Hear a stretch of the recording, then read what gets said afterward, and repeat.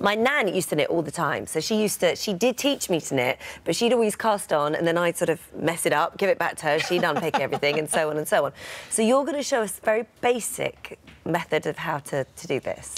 Absolutely. So I first picked up knitting needles when I was 8 years old, right, okay. And it's really easy. So I guess the main thing is start big. So if you knit with tiny wool, it's going to take you forever, and I guess you were somebody that wants some instant gratification, and you want to get results. My grandma taught me to knit when I was little, but I haven't, haven't done it since. Is this why I've got the gigantic one in front of me? This is amazing. Absolutely. So the bigger you get with knitting needles, and the bigger you get with yarn, they're like joke the quicker needles. It is. That's amazing. It's like a workout. Okay, so you show us. Okay. So this is a good yarn. That might be a bit too much. So you can start. You never know. Don't you judge my ability? You know what? Not yours. Philip will be much quicker than you. So if he's knitting on bigger needles, he'll be much quicker than this one. Right, got you. Okay. Okay. So to cast on a stitch, it's just like knitting, and you put your needle from back to front. Are we copying? No. Oh, because we've already started these, so we've already cast on. Oh, okay, got you. So we've put our needle through. We're then going to put our yarn around, and we're going to pull it off, and then we're going to put that stitch onto the needle.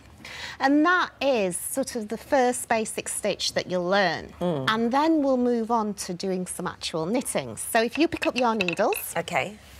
And we always work from left to right, so we know that your yarn is over in your right hand. Yeah. And you're going to put your needle from back through to front. there. That's right. And then you're going to put your yarn around that it. way. That's I'm going through here, yeah? Where are you? I'm going through there. And then you want to be switching your needles to your other hand. So let me show you. It was from the right. So here. So to start with, here we go. I've gone rogue. There we go. And you're going to put your needle through that. Right. And you're doing what Peter Jones did, going over the top, and you want to go underneath. Right. Then you're going to take your yarn. You said Phil was going to be quicker than me. And then you're going to pull your stitch off and onto the other needle. There we are. Look at that. How about that? So, done it. Good, good. You have not done it. And have you noticed that you actually, it's quite a calming thing to do? Have you noticed it? So I've knitted and crocheted all my life because I have anxiety and depression. I was diagnosed in my 20s. I personally chose never to take tablets, but I always pick up my needles or my hook, and I knit and crochet. And I guess it's something you can do anywhere, isn't it? Absolutely. So it's funny though, because we do this show, every day, all year round, and we so seldom do knitting. But there is a massive subculture of knitters out there. It's huge.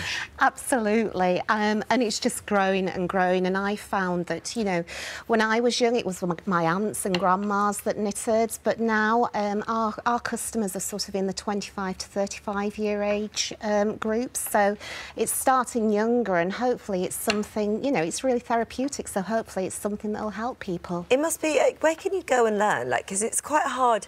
I mean, even this, when you were explaining it, you need to watch somebody do it a few times. Absolutely. Are there lots of videos online and things like that you can go and have a look at? So you can buy a knitting kit, and you'll get instructions in the knitting kit. You can look on YouTube or any online resource.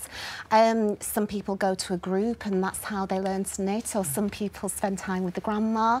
I guess it's how you want to learn. So, I mean, personally, I like to sit, if I'm learning something new, I like to sit in a quiet room with nobody with me and watch a little video, and that's great. What's your company? What is that? Wool Couture? That's Wool Couture. That's what you went to Dragon's Den with?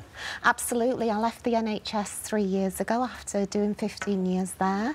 I was a director, and I was the only person bringing any money into our house, but I had the opportunity to leave, and I love my craft so much that I left. I set up the business, and then we applied for Dragon's Den, and now we have 2 investors. 2 of the dragons invested. Yeah.